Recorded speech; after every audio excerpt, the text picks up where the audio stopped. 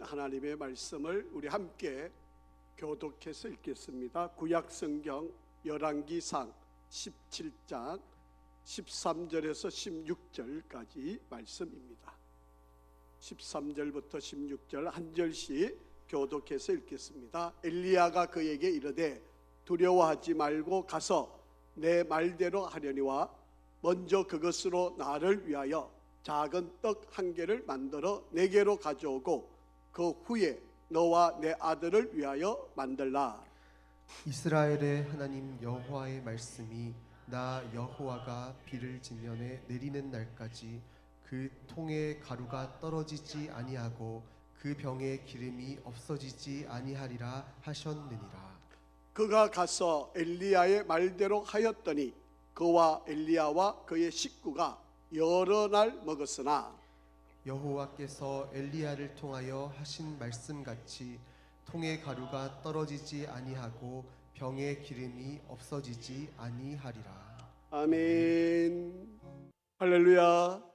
우리 한번 앞뒤좌우로 인사하겠습니다. 당신이 계셔서 행복합니다.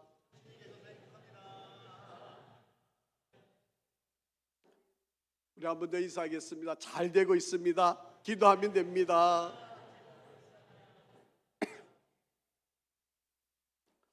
날씨가 많이 무더워졌습니다. 또 지금 제주도하고 남쪽에 비가 또 많이 내렸다고 하는데 또 장마가 이제 곧 올라오겠죠. 여러분 안전 잘 유의하시고 또 무더운 여름 건강 조심하시고 또 믿음의 여정 또 믿음의 길을 잘 승리해 가기를 주의 이름으로 축복합니다. 우리 지금 5층에 사무실에 있을 것 같은데요. 우리 곽중영 집사님, 최수아 집사님, 민채가 오늘 처음 왔습니다. 제 방에서 안수기도 받았고요. 아마 저 위에서 아마 예배 드릴 것 같은데 우리 박수로 우리 한번 축복하실까요?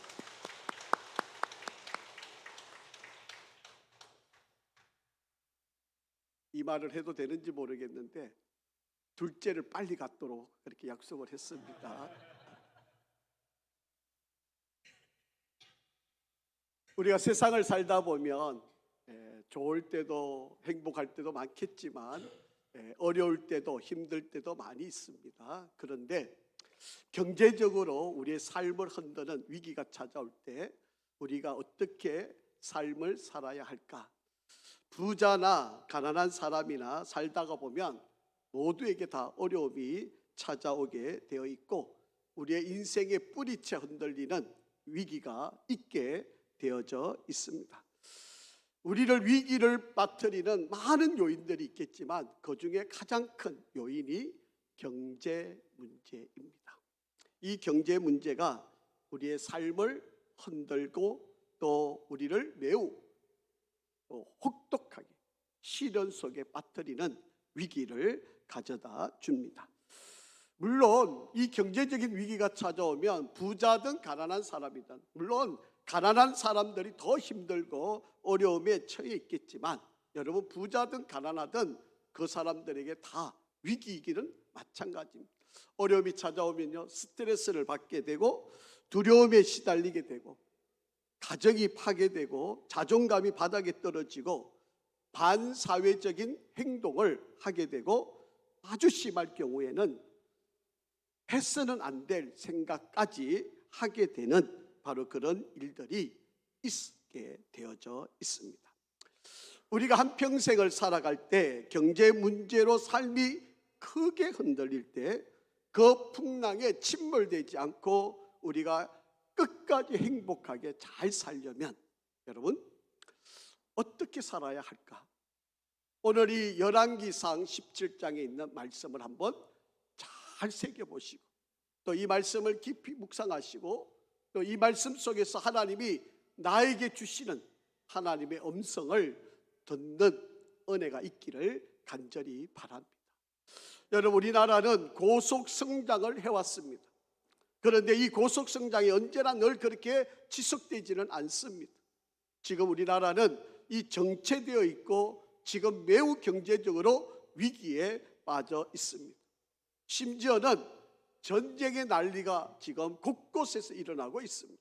한 군데에서만 전쟁이 일어나고 있는 것이 아니고 지금 여러 군데서 전쟁의 소리가 계속 들려오고 있습니다. 그러다 보니까 많은 사람들이 미래를 예견하기를 제2의 IMF가 곧 올 것이다. 또 어마어마한 제2의 금융 위기가 우리에게 찾아올 것이다. 은행도 우리가 파산한다고 상상을 못했는데 은행이 파산하는 일들이 있었잖아요. 그런데 이것보다도 더 큰 위기가 지금 우리에게 다가올 것이다 라고 그렇게 예견하고 있는 현실입니다. 이런 가운데 오늘을 살아가는 저와 여러분들이 이 경제적으로 압박을 받고 지금 위기 가운데 있는 성도들이 많이 계시고, 그리고 이 땅을 살아가는 많은 사람들이 예전 같지 않은 고통과 어려움을 겪고 있다라고 하는 것입니다. 이때를 우리가 어떻게 살아갈 수 있을까요? 이때를 어떻게 해야 우리가 이겨내고 승리할 수 있을까요? 어떻게 해야 우리가 침몰되지 않고 우리가 다시 회복되어서 망망대해를 힘차게 나아가는 인생길을 살아갈 수 있을까요? 오늘 이 본문 안에 아주 중요한 하나님께서 세 가지 지혜를 우리에게 일러주고 있습니다. 그 첫 번째는요, 하나님께서 우리에게 이렇게 말씀하십니다. 너 이런 거, 너 손에 없는 거, 다른 거 바라보지 말고 너 손에 지금 주어져 있는 거 그거 바라봐라. 너 지금 손에 무엇이 잡혀 있는지 그것 보고 생각하고 믿음으로 반응을 해라. 지금 그렇게 우리에게 말씀을 하고 있습니다. 오늘 성경을 읽어보시면 바로 최악의 경제적인 상황을 맞이한 한 여인의 이야기가 기록이 되어져 있습니다. 이 여인이 살고 있을 때 나라의 통치자는 아합이라고 하는 아주 악독한 왕이 있었습니다. 그런데 사실은요, 실제적으로 이 땅을 다스렸던 사람은 아합 왕이 아니고 그의 아내가 되는 이세벨이라고 하는 여인이었습니다. 지금으로부터 약 2900년 전 이야기입니다. 우리나라도 지금 남북으로 나뉘어서 갈등이 심한데 이 당시에도 남북이 나뉘어져서 갈등을 하고 있는 바로 그런 시기인데 북이스라엘을 다스렸던 왕이 아합 왕, 실질적으로는 이세벨이라고 하는 여인이 다스리고 있었습니다. 이들은 하나님을 완전히 무시하고 오로지 물질, 돈이 우상이 되어 있는 나라를 만들었던 바로 그런 시기였습니다. 그래서 우리가 더 잘 살려면 하나님을 버리고 돈을 많이 벌어야 된다. 많이 우리가 물질을 많이 가져야 된다. 그래서 농사를 짓고 있기 때문에 비를 내리는 신을 숭배하는 바알신을 이들이 섬기는, 즉 다시 말하면 비를 적당히 내리게 하는 신인데 이 신은 곧 돈을 많이 벌게 하는 신을 의미하는 바로 그런 신이었습니다. 실질적으로 주권을 가지고 있는 이 이세벨, 바로 이 이세벨 여인이 미신쟁이들인 바로 이 바알 선지자들로부터 말을 듣고 그리고 나라를 통치하고 심지어는 남편마저 조종하는 바로 그런 상황이 되어졌다라고 하는 것입니다. 당시가 농경사회이니까 비가 얼마나 중요했겠습니까? 그러니까 이 비를 적당히 내려달라고 제사를 지내고 그 신이 곧 하나님을 대신해서 우리를 다스리고 그래야 우리가 경제적으로 잘 살고 부강할 수 있다고 그렇게 믿었던 바로 그런 시기였습니다. 이렇게 믿었던 이들, 그들에게 어떤 일이 벌어졌는가 하면 3년 6개월 동안 비가 내리지 않는 그런 일이 벌어지게 되었습니다. 그러다 보니까 곳곳에서 아우성을 치겠죠. 여러분 1년 동안 비가 안 와도 농사 짓는 사람들은 아주 막막한 이야기인데 3년 6개월 동안 비가 오지 않는 아주 그런 상황이 이루어지게 되었습니다. 여러분 어려울 때는요, 부자들보다는 가난한 사람들이 더 힘들게 되어 있습니다. 그래도 부자들은 그 어려움을 그래도 어느 정도 견뎌가지만 가난한 사람들은 당장의 고통과 괴로움이 그들에게 찾아오게 되어져 있습니다. 여러분 경제적인 위기가 찾아오면 일반적으로 사람들에게 어떤 현상들이 나타나는가 하면 뭐 당연히 스트레스 받는 거는 뭐 다반사일 텐데 불안해지는 거예요. 이게 괜찮나? 이렇게 살다가는 어떻게 될까? 이런 불안감이 찾아오게 되고, 그것이 심하면 우울증이 찾아오게 되고요. 그것이 더 심하면 가족과 대인관계가 갈등이 일어나게 됩니다. 모든 원인을 상대방 탓으로 돌리는 바로 그런 일들. 그러다 보면 자존감이 훼손이 되어서 밑바닥에 떨어지게 됩니다. 그것이 장기화가 되게 되면 절망, 무기력, 심지어는 체념 상태에 이르게 되고요. 그 긴장감이 더 오래가면 분노와 반사회적인 행동이 나타나게 됩니다. 더 심하면 내가 나를 조절할 수 없는, 그래서 극단적인 생각까지 하게 되는 바로 그런 일들이 일어나게 된다라고 합니다. 자, 오늘 이 본문 안에 나와 있는 이 여인은 아들이 하나 있었습니다. 자, 이 여인은 이 경제적인 위기를 만났을 때 어떻게 이 위기를 벗어날 수 있었을까요? 자, 오늘 본문을 한번 찾아보겠습니다. 여러분, 그림을 보시면요, 이 여인이 살았던 곳이 사르밧이라고 하는 동네입니다. 위로는 시돈, 밑으로는 두로. 여러분, 이 시돈과 두로 사이에 사르밧이라는 여인이 살았고, 바로 이 지역은 바알신을 섬기는 바로 주된 동네였어요. 그러니까 이세벨이 바로 이 동네에서 태어났고 바알신을 섬겼고, 바알신을 섬긴 이 이세벨이 이 아합 왕과 결혼을 하게 되었던 거예요. 그러니까 이 여인도 아마 자연스럽게 바알신을 섬기고 있는 여인이었을 걸로 생각이 되어집니다. 자, 12절 말씀입니다. 한번 같이 읽어보시겠습니다. 시작. 그가 이르되 당신의 하나님 여호와께서 살아계심을 두고 맹세하노니 나는 떡이 없고 다만 통에 가루 한 움큼과 병에 기름 조금뿐이라. 내가 나뭇가지 둘을 가져 주어다가 나와 내 아들을 위하여 음식을 만들어 먹고 그 후에는 죽으리라. 그렇게 이야기합니다. 자, 이 여인은 마지막 한 끼 식사가 남아있는 거예요. 마지막 한 끼 식사를 하고, 그리고 아들과 자신이 죽음을 기다리겠다라고 이야기합니다. 그래서 나무 가지 2개를 주어서 불을 지펴서 마지막 빵을 만들고, 그래서 그걸 먹고 죽음을 기다리는 바로 그러한 절대절명의 순간이 그에게 찾아오게 되었습니다. 여러분, 이 여인의 마지막 말은 한번 생각해 보세요. 이제는 죽겠다. 얼마나 극단의 상황에 다다랐는지를 우리가 볼 수 있는 바로 그런 상황입니다. 이때에 엘리야 선지자가 찾아왔던 거예요. 자, 13절 말씀입니다. 시작. 엘리야가 그에게 이르되 두려워하지 말고 가서 내 말대로 하려니와 먼저 그것으로 나를 위하여 작은 떡을 1개를 만들어 내게로 가져오고 그 후에 너와 내 아들을 위하여 만들라. 그렇게 이야기합니다. 여러분, 엘리야 선지자가 와서 마지막 떡을 하나 만들고 빵을 만들어서 먹고 죽으려고 하는 이 여인에게 두려워하지 말라는 거예요. 두려워하지 말라는 거예요. 어떻게 빵가루를 좀 더 갖다 주든지 기름을 좀 더 구해주든지 그래야지 위기를 극복하고 하루라도 더 연장한 삶을 살아갈 텐데 아무것도 해주지 않으면서 두려워하지 말라. 그렇게. 먼저 여러분, 엘리야가 물을 좀 달라 그랬어요. 여러분, 물도 이때 얼마나 귀할 때겠습니까? 그런데 이 여인이 엘리야를 위해서 물을 떠다 주려 갔는데 엘리야가 또 한마디를 더 하는 거예요. 나를 위해서 빵을 만들어 달라는 거예요. 여러분 같으면 어떤 반응을 했겠습니까? 제정신이냐고, 미쳤느냐고, 지금 내 상황이 어떤지 아느냐고, 아마 별별 소리를 다 했을 수 있을 거예요.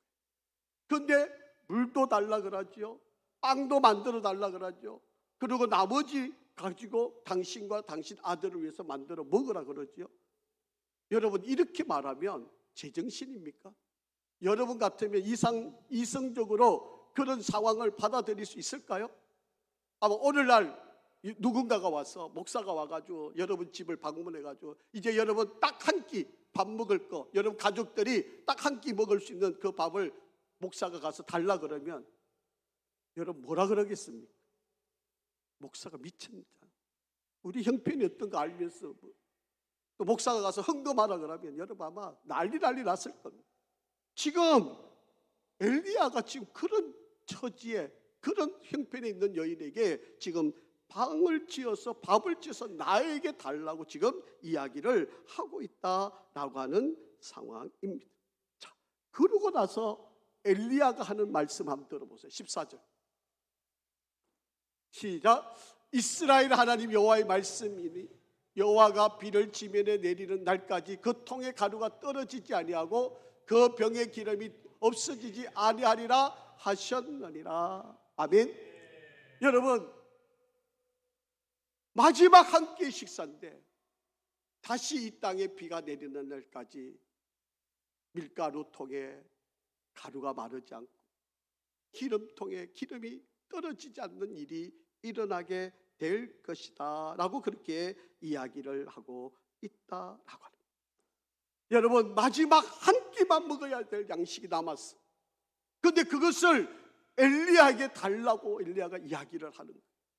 여러분 여기에 이 여인의 반응을 한번 잘 생각을 한번 해보시기 바랍니다. 12절을 다시 한번 읽어볼게요. 여러분 12절 말씀에 보면 이렇게 이야기하잖아요. 이스라엘 12절 엘리야가 그에게 이르되 12절 그가 이르되 당신의 하나님 여호와께서 살아계심을 두고 맹세하노니 나는 떡이 없고 다만 통에 가루 한 움큼과 병에 기름 조금뿐이라 내가 나뭇가지 둘을 주워다가 나와 내 아들을 위하여 음식을 만들어 먹고 그 후에는 죽으리라 라고 그렇게 말씀하고 있습니다. 두 사람도 먹기에 부족한데 그 마지막 그 음식을 절반을 나에게 달라고 이야기를 하고 있는 바로 그런 내용입니다. 그것을 나에게 대접하라고 그렇게 지금 이야기를 하고 있다라고 합니다. 자, 여러분 엘리야는 그 통에 있는 그 한 움큼의 가루만 본 게 아니라 그 너머에 역사하시는 하나님의 시각을 보고 있었던 믿음의 사람이었다는 거예요. 여러분 오늘날 우리의 삶을 흔드는 경제적인 위기가 찾아왔어요. 이때 내가 어떻게 해야 오늘 하루하루를 살아갈 건가 여기에 매몰되어서 어떻게 아이고 나 이거 안 먹고 이제 끝나는 거야. 나 이거 먹고 이제 마지막이야. 우리 가족은 여기서 끝나는 거야. 이렇게 살아가는 인생이 되어서는 안 된다는 거예요. 여러분 하나님께서는 오늘도 역사하시고 이때에 다스리시는 하나님이 바로 우리를 인도하시고 다스리시고 우리를 역사케 만드시는 바로 그 하나님 되심을 믿어라라고 하는 이야기입니다. 오늘 저와 여러분이 가져야 할 신앙은 오늘도 내 손에 주어져 있는 이것을 하나님은 역사하시겠다고 말씀을 하시고 있다라고 하는 것입니다. 여러분 바로 이게 믿음의 사람의 차이예요. 여러분 믿음의 사람은 눈에는 보이지 않지만 지금도 하나님이 역사하고 계시고 내 삶을 인도하고 계시고 이 경제의 주권을 다스리고 움직이고 계시는 분이 하나님이신 것을 믿는 거. 그러나 세상 사람들은 당장 눈앞에 아등바등하면서 살아가는 현실을 보고 세상을 살아가는 이 차이예요. 이게 바로 믿음의 사람과 믿지 못하는 사람의 차이이다라고 하는 것입니다. 믿음이 없는 사람은요 날마다 생각하기를 잃어버린 거, 상실한 거, 없는 것만 보고 불평하고 불만하고 원망하고 남 탓하고 부모 탓하고 이렇게 살아가는 인생이다라고 합니다. 그러나 믿음의 사람은 지금 있는 것, 지금 남아있는 것, 지금 나에게는 작은 것이지만 하나님이 이 작은 것을 가지고 역사하시는 하나님을 보는 것, 바로 이것이 믿음 있는 사람과 믿음 없는 사람의 차이다라고 하는 이야기입니다. 그러기에 믿음이 있는 사람은 아무리 경제적으로 삶을 흔드는 위기, 뿌리채 뽑는 상황이 내게 있다 할지라도 하나님은 지금도 나를 도우셔. 하나님은 지금도 나와 함께 하셔. 하나님은 지금도 나를 통해 일하셔. 이렇게 믿음을 가지고 바라보고 나아간다라고 하는 것입니다. 많은 사람들이요, 내게 어떤 위기가 찾아오면 바깥에서 원인을 찾으려고 해요. 그래서 대부분 어떤 사람들은 내가 공부를 잘하면 돈을 많이 벌 수 있을까? 내가 좋은 직업을 가지면 돈을 많이 버는 걸까? 아니면 누구처럼 성공하면 내가 그 돈을 벌 수 있는 걸까? 아니면 책을 읽으면 너 누구처럼 투자 잘하면 내가 돈을 많이 벌 수 있는 걸까? 모든 상황을, 외부의 상황을 두고 그것으로 인해서 자기에게 적용을 시키려고 한다라고. 그런데 여러분, 신앙은 그런 문제가 아닙니다.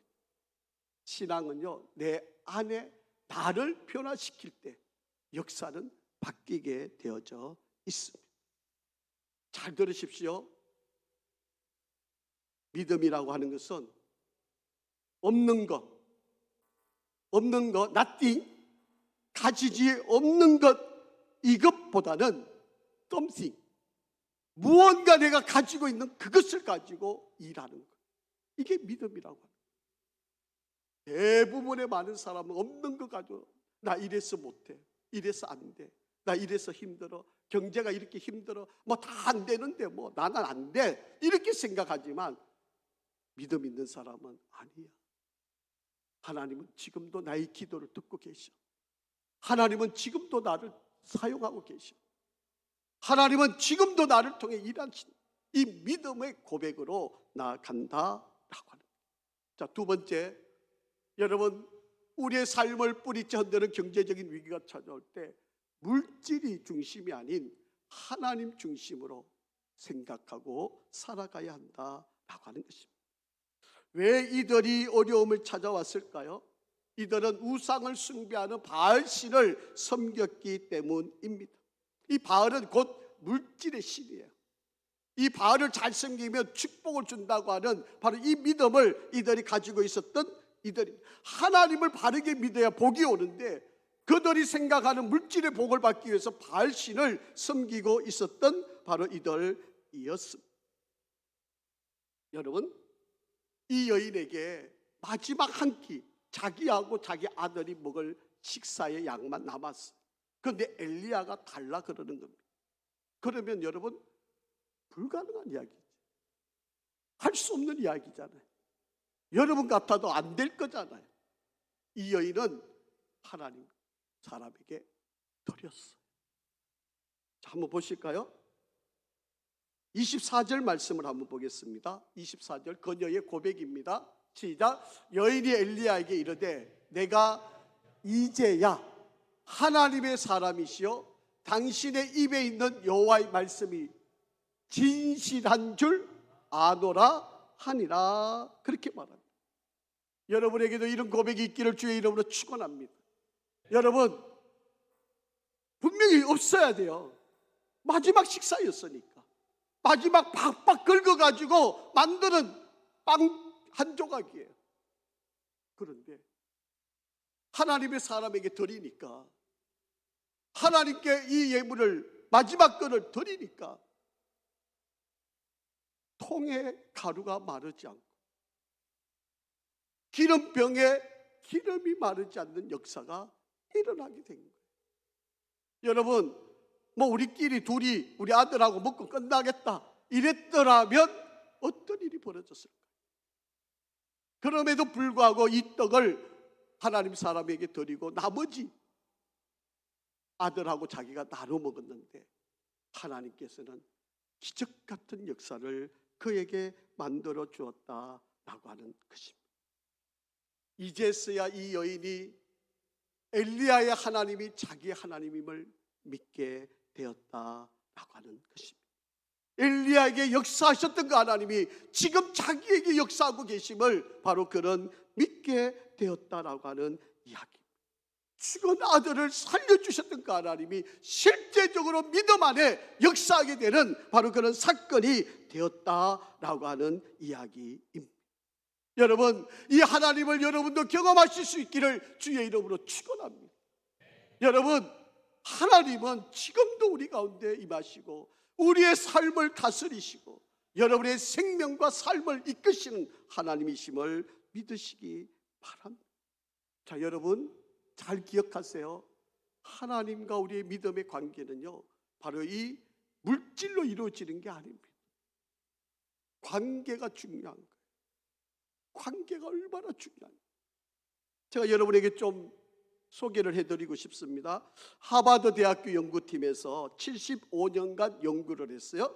수백 명의 사람들을 대상으로 진행한 성인 발달 연구를 통해 행복에 가장 큰 영향을 미치는 요소가 무엇이냐라고 하는 것을 밝혔는데, 일정 수준 이상의 소득에서는 행복 증가 효과가 감소가 되더라라고 하는 것이에요. 신체적 건강, 긍정적인 태도, 삶에서의 의미, 목적, 사회적인 참여도, 이런 것들이 행복을 우리에게 가져다 주는 것이지만 가장 중요한 행복의 요인은 인간관계에 있더라. 좋은 인간관계에 있더라라고 이야기합니다. 가족, 친구, 배우자와 강하고 건강한 관계, 바로 이것이 행복과 웰빙에 가장 큰 영향을 미친다. 마이어스 교수라고 하는 분도 행복의 중요한 요소를 인간관계라고 이야기하고, 가족, 친구, 직장 동료들, 나아가 이웃과 좋은 관계를 유지할 때 바로 그것이 나는 행복하다라고 하는 의식이 가장 높아지는 영향을 받는다. 그래서 돈보다도 인간관계가 행복할 때 가장 큰 기쁨을 누리게 된다라고 합니다. 그런데 이 마이어스 교수가 또 한 가지를 더 설명을 하는데, 종교를 가진 사람일수록 행복한 생활을 하는 사실을 밝혀냅니다. 한 달에 한 번 교회 다니는 사람하고 한 달에 한 번 교회 나오는 사람이 행복하다고 느끼는 확률이 28%가 정도 되고, 일주일에 여러 번 교회 나오는 사람이 행복하다는 사람이 47% 정도 된다. 성실히 교회 생활, 신앙생활 하는 사람일수록 행복감을 느끼게 된다라고 합니다. 그래서 경제적인 위기가 찾아왔을 때 물질보다 인간관계, 즉 다시 말하면 하나님을 만나는 게 가장 중요한 해결책이 된다라고 하는 이야기. 여러분이 너무 잘 아는 성경 구절이지만 우리 한번 같이 읽어볼게요. 하박국서 3장 18절 19절 한번 같이 읽어봅니다. 시작. 비록 무화과 나무가 무성하지 못하, 포도나무에 열매가 없으며 감람나무에 소출이 없으며 밭에 먹을 것이 없으며 우리의 양이 없으며 외양간에 소가 없을지라도 나는 여호와로 말미암아 즐거워하며 나의 구원의 하나님으로 말미암아 기뻐하리로다. 아멘. 경제적인 위기가 찾아올 때 우리가 흔들리지 않고 그럴수록 더 하나님께 매달리시고 하나님과 더 깊은 관계를 이어갈 때 우리는 이 위기를 이겨내고 승리할 수 있게 된다라고 하는 말씀입니다. 여러분, 부족한 것으로 인하여서 더 나빠지는 인생이 되지 않기를 주의 이름으로 축원합니다.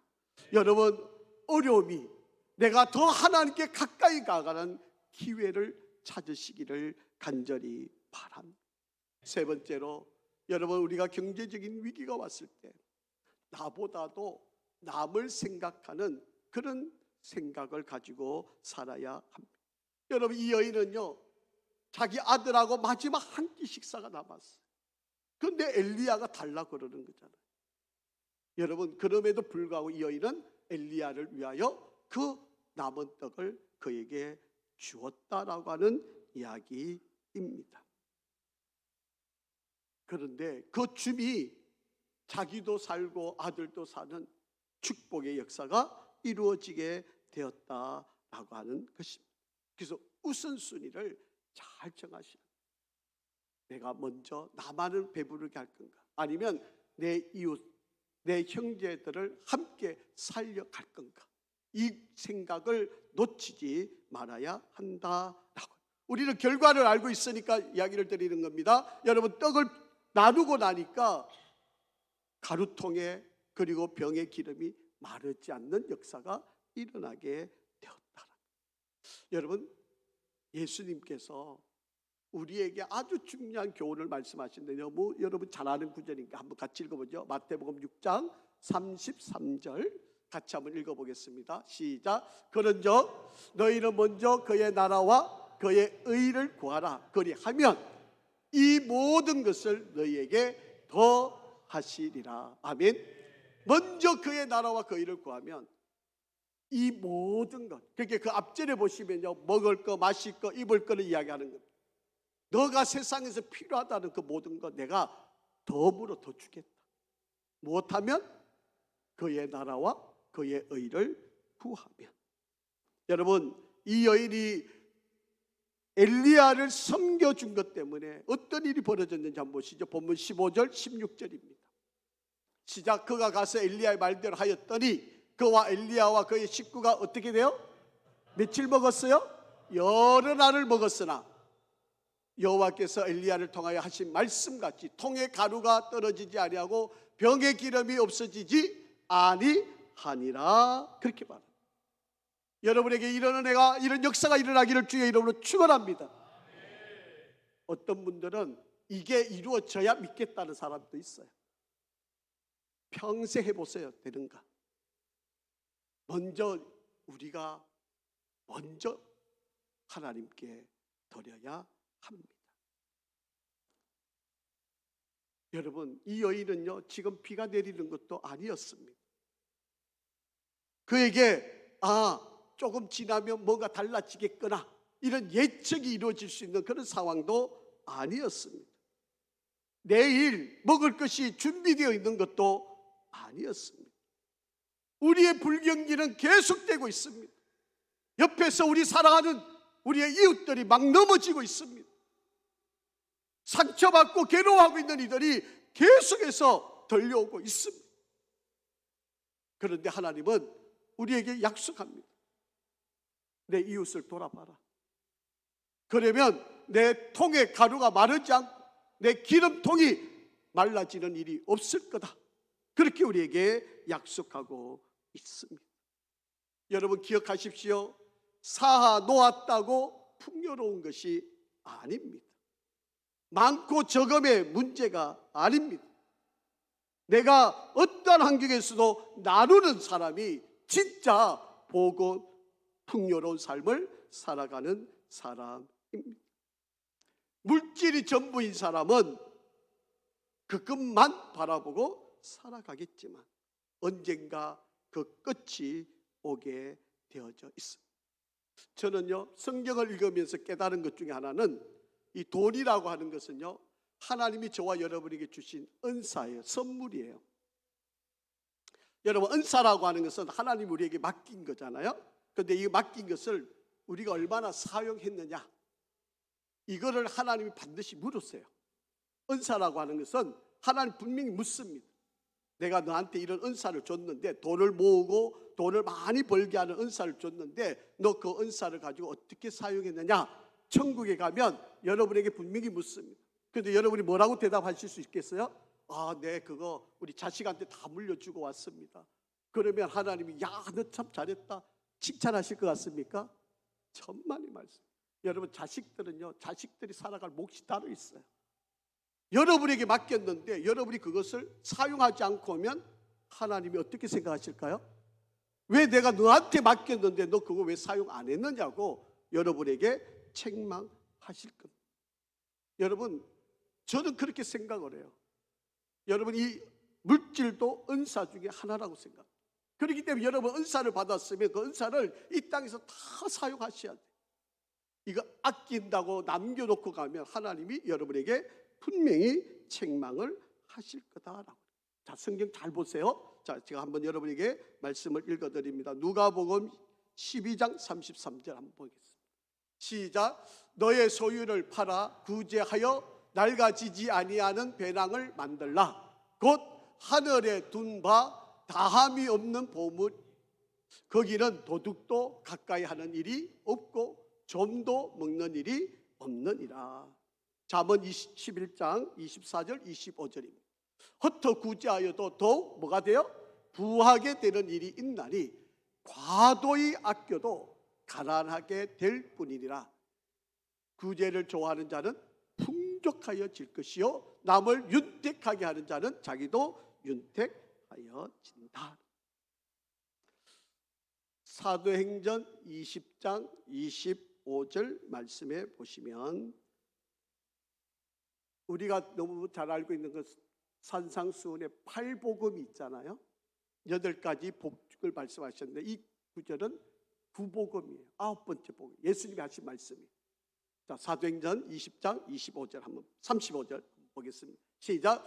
범사에 여러분에게 모본을 보여준 바와 같이 수고하여 약한 사람들을 돕고 또 주 예수께서 친히 말씀하신 바 주는 것이 받는 것보다 뭐 있다?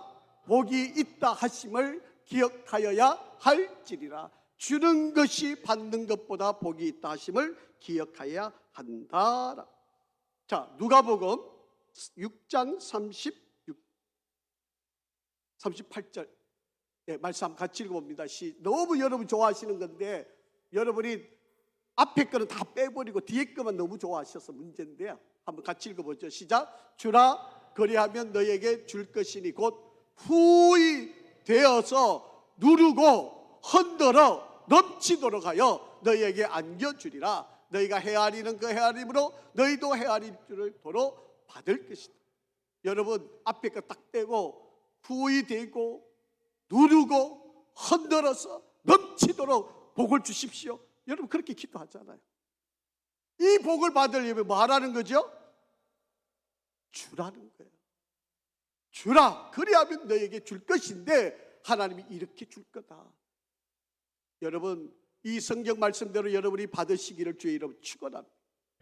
여러분 우리가 주면요 삶 중에 행복이 있어요. 주는 내가 행복하고 받는 그 사람이 행복하고 보는 사람이 행복하고 이게 주의 기쁨을 누리는 행복의 역사입니다. 사랑하는 성도 여러분, 하나님은 물질이 아니라 하나님을 섬기고 하나님이 주신 것을 가지고 나에게만 집중하는 것이 아니고 이웃을 사랑하라고 우리에게 말씀하고 있습니다. 어려울 때, 힘들 때 더 섬김의 역사가 함께하기를 간절히 바랍니다. 우리 하나님은요 아무리 작은 것이라도 섬기면 더 많은 더함의 복으로 우리를 축복하신다라고 하는 것입니다. 우리는 나무만 보지만 우리 하나님은 숲을 보고 계시는 분입니다. 우리는 오늘을 보고 살아가지만 우리 하나님은 내일을 보시면서 우리에게 역사하시는 분이십니다. 우리는 일시적인 것만 보고 살아가지만 우리 하나님은 영원을 보면서 우리를 인도하고 계시는 분입니다. 우리는 겨울을 보고 살아가지만 우리 하나님은 움이 터서 아름다운 봄을 만들고 가을의 결실을 이룰 바로 그것까지 보시는 분이 우리의 하나님이시다라고. 우리는 비를 보지 못하시지만 우리 하나님은 그 비를 때에 맞춰 내리게 하시는 분이 우리 하나님이신 것 기억하시고, 여러분에게 경제적인 위기가 올 때 아등바등하지 마시고 하나님을 바라보시기를 바랍니다. 여러분이 가지고 있는 것을 통해 일하시는 하나님, 우리 가운데 역사하시는 그 하나님, 우리를 통해 놀라운 일을 이루실 그 하나님을 바라보며 승리하시기를 주의 이름으로 축원합니다. 아버지 하나님 감사합니다. 때를 따라 도우시고 우리의 인생길을 가장 선하게 역사하시는 하나님을 찬양합니다. 하나님, 너무나도 경제적인 어려운 상황에 지쳐있는 우리 성도들, 오늘 귀한 말씀으로 다시 소망을 얻게 하시고 전능하신 하나님이 우리와 함께하고 계심을 믿습니다. 우리를 인도하시고 역사하여 주시옵소서. 예수 그리스도 이름으로 간절히 기도합니다. 아멘.